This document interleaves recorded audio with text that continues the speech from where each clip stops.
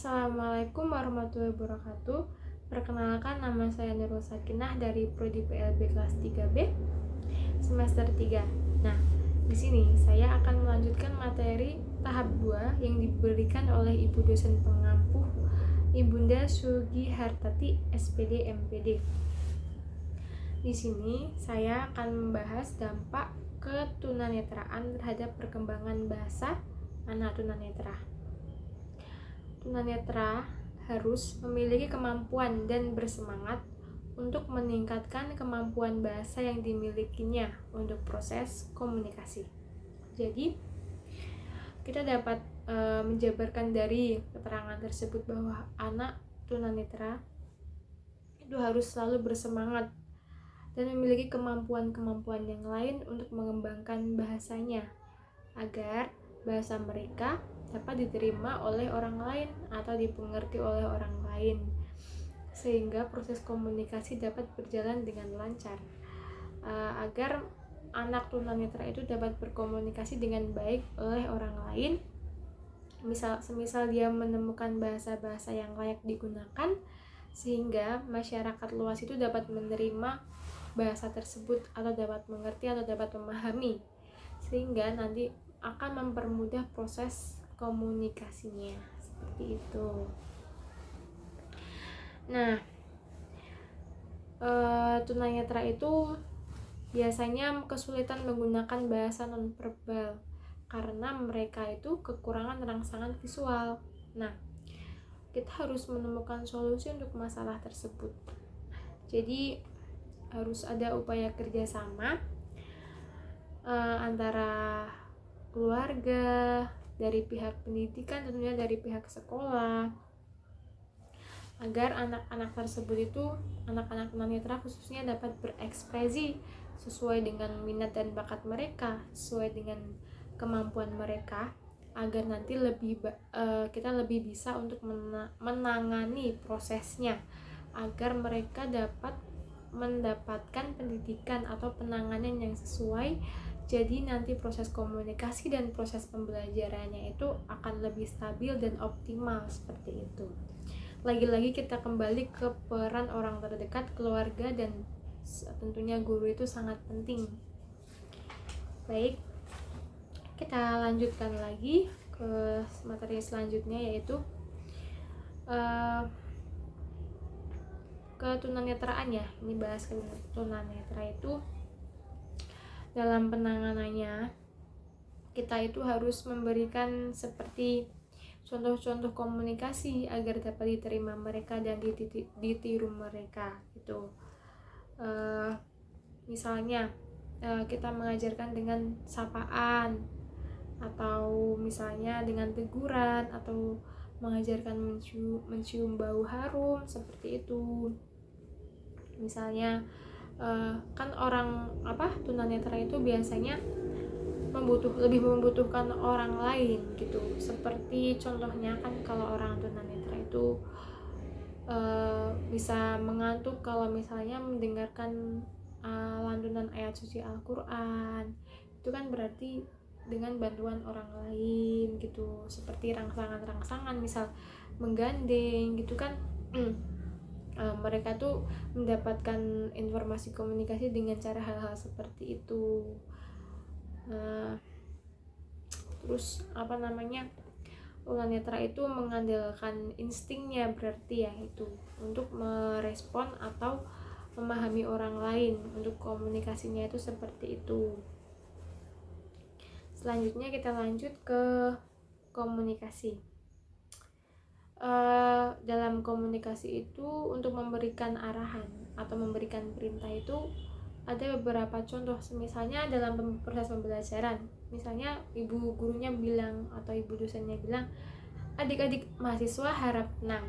Jika misalnya belum ada respon dari mahasiswanya, bisa disebutkan lagi atau dengan teguran lagi, adik-adik mahasiswa semuanya harap tenang karena pelajaran akan segera dimulai, atau dengan bahasa yang lain lagi. Semisal dengan komunikasi yang seperti itu, dengan arahan yang seperti itu belum bisa membuat mereka tenang dan fokus pada pembelajaran, bisa dengan cara dan melihat ke semua mahasiswa. Jika udah ada respon, maka terus keadaan kelas sudah tenang, maka pelajaran bisa dimulai. Nah, itu contoh komunikasi secara simpelnya gitu ya. Dan ada juga ruang lingkup komunikasi. Biasanya kalau anak tunanetra itu ruang lingkup komunikasinya itu dikelompokkan sesuai dengan misal kelompok pramuka atau grup musik, grup teater gitu. Terus agar dengan adanya seperti itu, pengelompokan itu bisa terjadi komunikasi inter dan antar personal. Nah, misalnya dengan pengelompokan itu jadi mereka itu saling bertautan satu sama lain, saling berkomunikasi. Hal itu dapat meningkatkan kemampuan komunikasi anak tunanetra itu sendiri. Nah, bentuk-bentuk komunikasi ini ada 2, yaitu bentuk komunikasi pribadi. Komunikasi pribadi ini untuk membangun interaksi dari individu ke individu lain. Nah, itu komunikasi pribadi. Dan ada juga komunikasi kelompok. Kalau ini misalnya ada dialog antara kelompok A dan kelompok B, itu komunikasi antar kelompok, terjadinya interaksi dengan jumlah orang yang banyak. Kalau individu kan antar per individu, seperti itu ya. Terus kita lanjut lagi ke sifat komunikasi. Ini ada yang verbal dan non-verbal.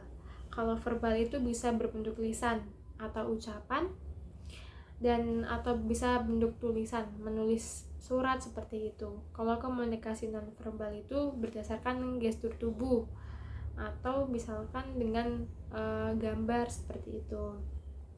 Terus model komunikasi. Model komunikasi itu ada 3, yaitu komunikasi satu arah atau one step flow communication. Ini itu misalnya ada penyampaian informasi tanpa adanya balasan, seperti misalnya orang yang sedang berpidato atau menerangkan suatu hal, seperti itu. Terus yang kedua ada komunikasi 2 arah, yaitu two step flow communication. Nah, ini tuh biasanya komunikasi untuk yang mendapatkan timbal balik atau feedback gitu. Misalnya ada dua orang yang saling berkomunikasi, saling tanya jawab. Nah, itu komunikasi 2 arah. Dan yang ketiga ada komunikasi berbagai arah atau multi step communication. Nah, itu kan dari berbagai arah. Biasanya itu kita bisa mencontohkan dengan misal diskusi dalam suatu kelompok. Nah, itu kan ada beberapa orang, biasanya itu saling berpendapat, saling memberi masukan, informasi. Nah, itu merupakan komunikasi dari berbagai arah. Tujuan komunikasi itu sendiri ada beberapa. Ini tujuan komunikasi. Adanya 1 untuk partisipasi sosial dengan adanya komunikasi untuk menarik perhatian orang lain. 2, perubahan sikap. Nah, ini dengan adanya komunikasi diharapkan dapat terjadinya perubahan sikap bagi para audiensnya. Misalnya dari orang pemalas, dengan adanya presentasi mengenai sesuatu, jadi mereka berubah pikiran menjadi rajin, semangat. Terus yang ketiga ada perubahan pemikiran, misalnya yang awalnya mereka berpikir yang tidak berpikir yang negatif, dengan adanya komunikasi atau masukan dari orang lain sehingga mereka dapat berpikir yang positif dan baik-baik. Yang keempat ada perubahan tingkah laku. Nah, dengan adanya komunikasi ini diharapkan seseorang yang tadinya kurang baik menjadi lebih baik lagi. Misalnya dari yang malas belajar jadi rajin belajar, yang kurang hormat pada orang tua jadi menghormati orang tua dan menghargai satu sama lain. Nah, seperti itu.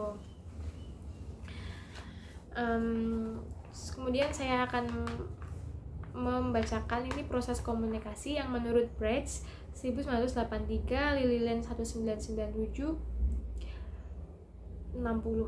Ini dari materi yang saya dapatkan yang dikirimkan oleh Ibunda Sugihardati SPD MBD ya.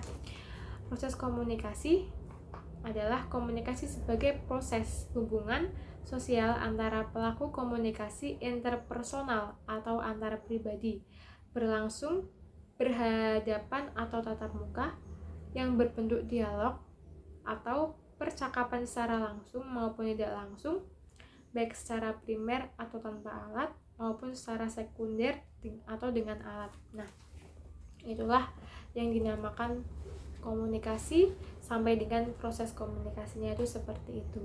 Jadi komunikasi itu sangat penting karena dengan adanya komunikasi itu kita bisa saling memahami satu sama lain, kita mendapatkan informasi baru, kita dapat memilah mana yang baik dan mana yang buruk. Jadi jangan sampai kita meninggalkan komunikasi dengan orang lain, atau misalnya kita itu harus lebih berempati kepada orang lain seperti itu. Nah, jadi itu materi kedua yang saya jelaskan. Apabila ada kesalahan atau ada salah-salah kata yang kurang berkenan di hati para audiens dan teman-teman semua, saya mohon maaf. Saya akhiri. Wassalamualaikum warahmatullahi wabarakatuh.